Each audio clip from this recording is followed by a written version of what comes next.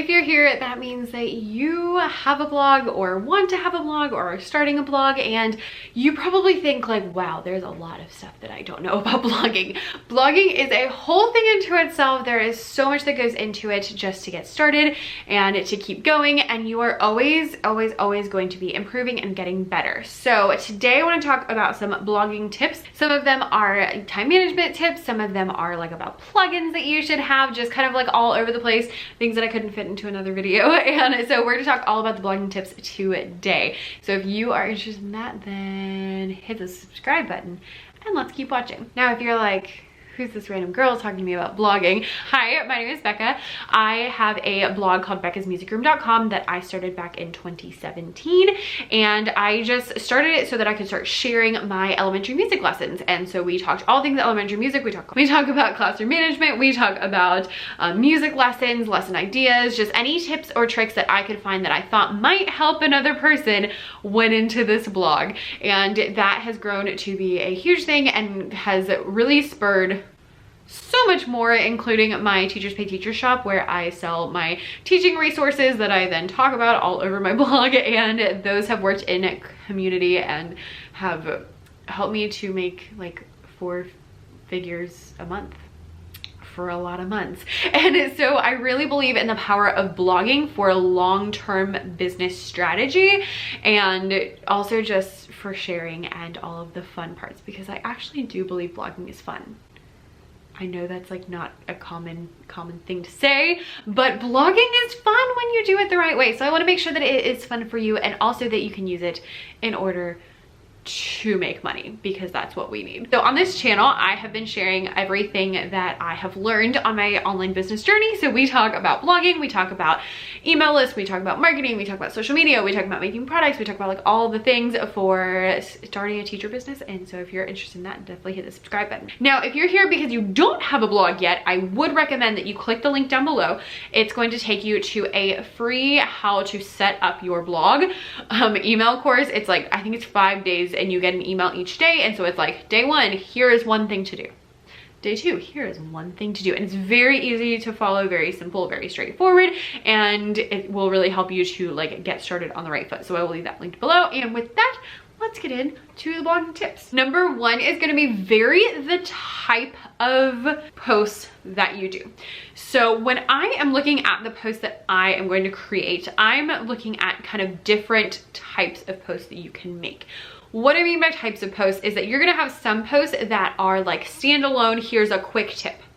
You're gonna have other posts that are gonna be like, this is really the meat and potatoes of what we talk about here, and it's really long and it takes a lot of effort. And then you're gonna have roundups, which are kind of in between, where you're talking about kind of like different ways to do something. So like 5 ways to, I don't know, 5 ways to calm a chatty classroom or something like that. So that's kind of like a roundup. My suggestion is to vary which ones you're doing. So you don't want to have a ton of roundups, and you don't want to have a ton of little quick tips, and you don't want to have a ton of super long meat and potato kind of posts. The reason is, 1, they take different amounts of time. So like the meat and potato kind of posts take a long time to write, and roundups, if you do them well, are also probably going to take a long time. And so you don't want all of your posts to take a long time. So this will help you take less time, and it will also help you to take advantage of different types of searches. So I teach elementary music, so a lot of my blog posts that are in the quick tip kind of areas are lessons. So I'll say, here's a lesson for this song. I just finished filming a video about the song Fish Fish. It's a little folk song, super cute. And so it's all about how to do Fish Fish. And that's it. That's all we're talking about. I also just finished filming a video. These are also going to be blog posts later down the road. That is about different ocean themed songs that you can do. Now, why do I need both of these? Well, on this hand, I need the roundups because that is something, honestly, that more people are going to click on. If I'm looking for ocean songs or folk songs for 2nd grade or classroom management tips, like that's what I'm typing in, is like classroom management tips, or like how to manage, you know, chatty classrooms, or different things like that. And so those posts really help with that.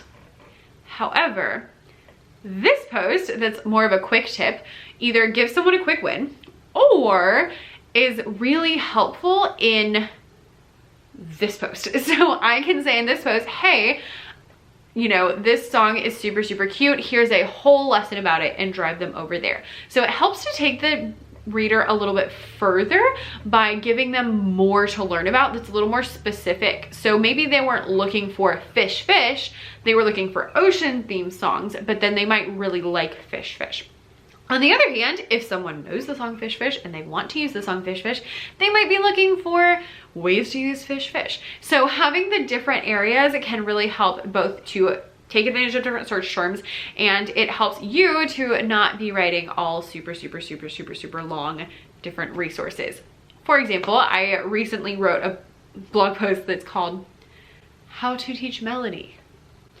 And if you know anything about music, you know that that is like a whole can of worms. So we literally broke it down into like step 1. Here's what you do in kindergarten on the very first day. Step 2. And like we went through and talked about exactly how to do that.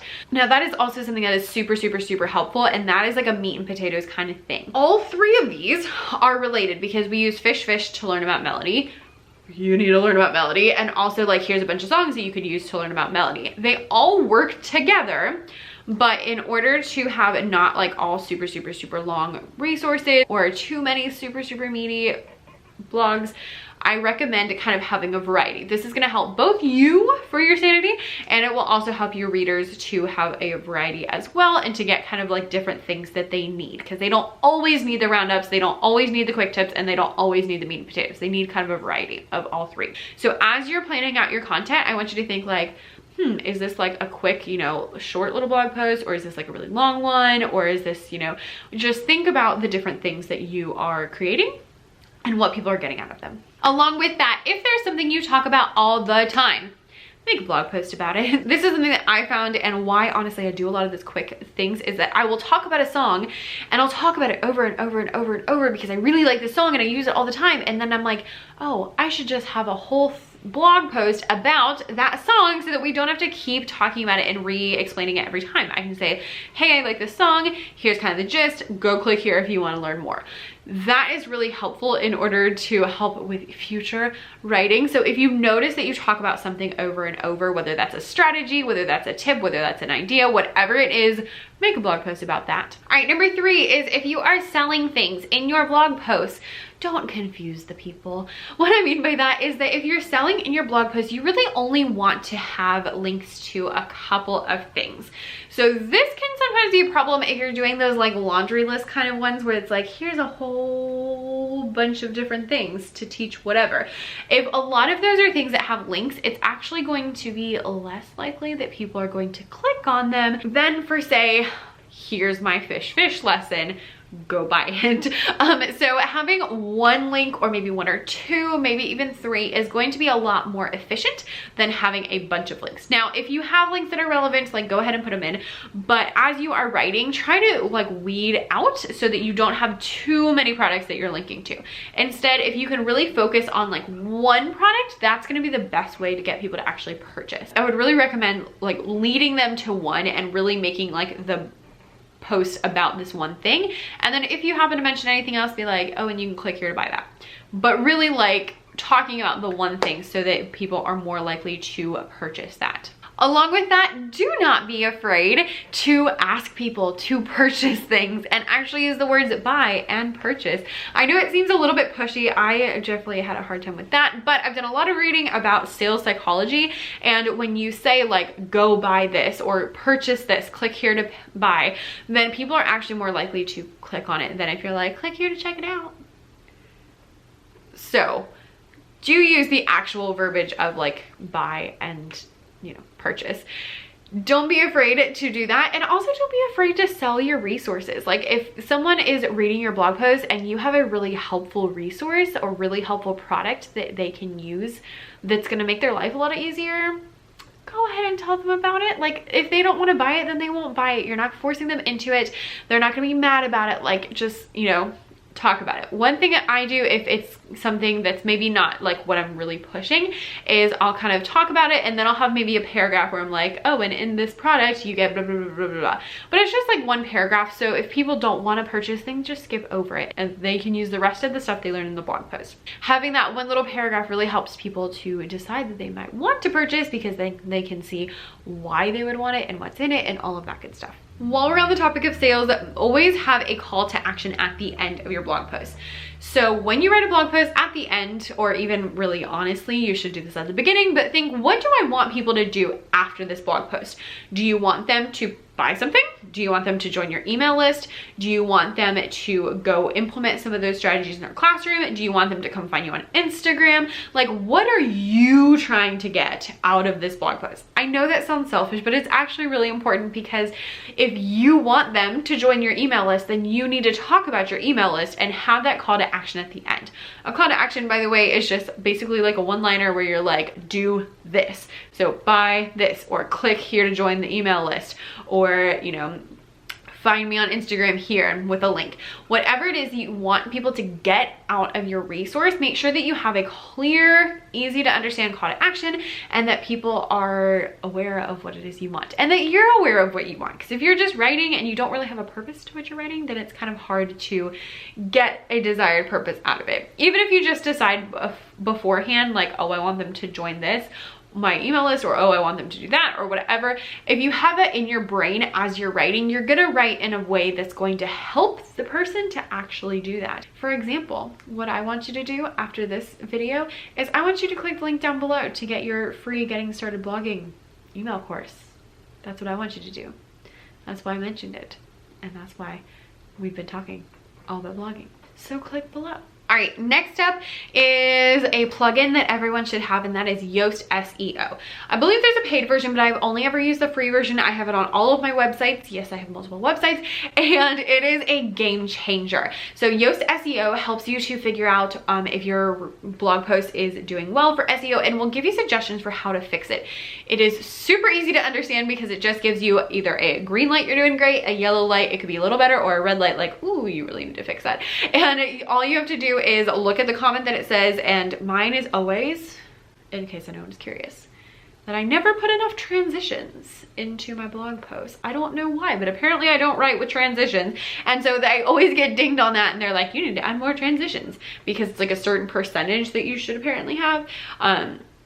So there's that. It also says other things, like if you need to add your keywords to your graphics, or if you need to put keywords in more headings, or if your chunks of writing are too long. It'll tell you all of those things, and it makes it so easy to do SEO. I am so glad someone suggested that I get this when I first started my blog, because I didn't know anything about SEO, but it saved me, and some of my blog posts still do really well today, and I know it's because I got that SEO from the beginning, even though I didn't know what I was doing. And the last one, and if you stuck around to the end, then you're getting the most important one, and that is repurpose your content.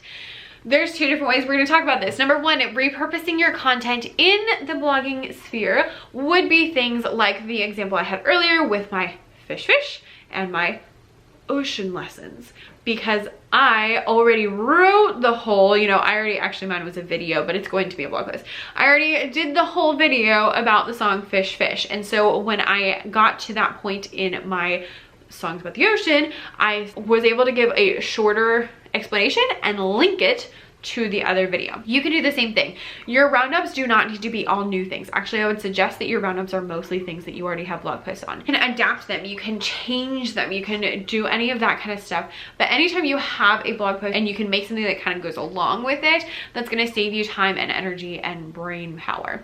And no, people will not notice. Also, I got this question recently because I know on Instagram you're never supposed to hit edit. That's like a big deal.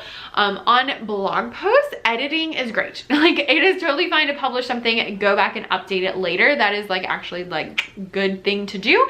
So if you already have like a Halloween lesson ideas and you want to add more Halloween lesson ideas, don't start a new one. Just go to the one you already have and update it, and then send it out to your list so that they can read the updated version.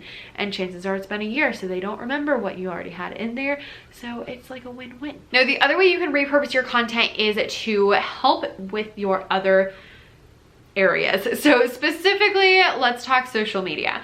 If you have a blog post and you have social media, my suggestion is to use your blog post to come up with your social media ideas. So this is what I do, and this is why people are always like, Becca, how are you like on Instagram and you do YouTube and you do all these things? I do them because they are so easy. If you come up with a system, it can be really, really simple to do. For example, for Becca's Music Room, my blog, I write my blog posts.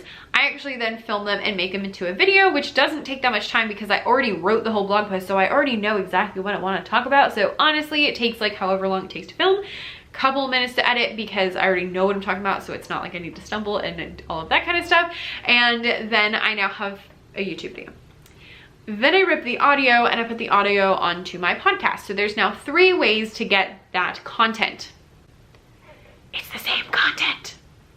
It's the same thing. It's the same thing, y'all. But there's just 3 different ways. So I'm capturing 3 different types of people who like to consume content in different ways. Now, you do not have to do that because it is kind of a lot.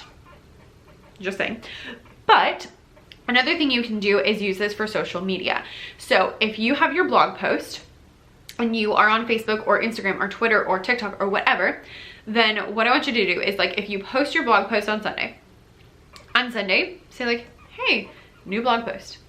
On Monday, you can pull out one of the tips that you talked about in a blog post, put it onto your Instagram.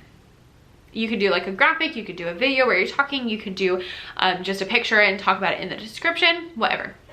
On Tuesday, ask a question about the blog post. So if your blog post was ocean themed songs, it probably wasn't, but you know, whatever. Then on Tuesday, I'd be like, hey, what are your favorite ocean themed songs? And then on Wednesday, you can highlight something else that came out of that.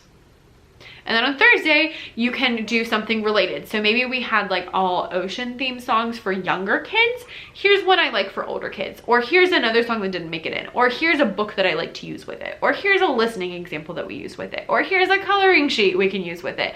All of those things are things that are related to that blog post, which means I'm not spending precious brain power trying to come up with all of these new things. And you now have like almost an entire week of social media posts. It's that easy. So just have your blog post and then base your social media off of that. Think like, what is something I can pull out of here? What's something that's related? What are all of these different things?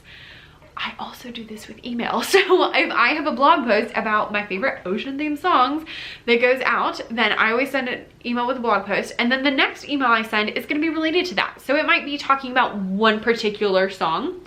And maybe I highlight that fish song, maybe I highlight that fish resource that I have, or maybe I talk about a game that I like to use, or maybe I talk about some of my favorite books, or maybe I talk about a different product or a different song, or if I pulled out, you know, if I was doing fish and it has dough in it, which if you don't know is like a melody thing, then maybe I do more songs with dough, or other songs for second graders, or different things like that. There's so many ways you could do it. If you teach math and so you're like, here's, you know, I don't know, math centers ideas. I feel like I always go back to that.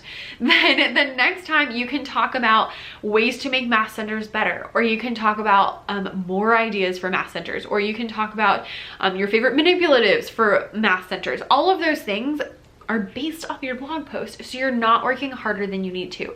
This is the magic to actually showing up and not being super stressed out all of the time. So I highly recommend, if you get nothing out of this video, that you take your repurposing your content and you do your social media, you do your email. If you have other forms of whatever, base them all off of that blog post, because that is going to be the easiest way to do it. It's going to save your sanity, and it's going to give you lots of chances to plug that blog post. And there's going to be a lot more people who are willing and actually go and read it, because then you're talking about it a lot of different times. And remember, not everyone's going to see your blog post, not everyone's going to see all your social media posts, even if they follow you, and not everyone's going to remember. So feel free to talk about it over and over and over again. I once heard that people need between like 5 and 8 touch points in order to purchase something. Now blog posts are free, but still, you know, if you think you need 5 to 8 times that you need to have a touch point or an experience with whatever that is, you need to see a commercial 8 times, or you need to hear about it 8 times, or whatever. Same thing for blog posts. People need to hear about it a couple of times. and they probably won't remember that you already talked about it. Or they might not even be shown it because algorithms. So don't be afraid to talk about your blog post. There's like your little bonus extra tip. All right, friends, I would love to know your favorite blogging tips down below. I'm gonna link our blogging playlist. So if you have more blogging questions, you can check that out, as well as that blogging free course to get started. So click on those links down below and leave your tips in the comments below. And if you haven't yet, hit the subscribe button if you're interested in using your blog to then sell resources, especially if you're a teacher, because that's usually who I talk to. Thanks so much for watching, and I'll see you next time. Bye.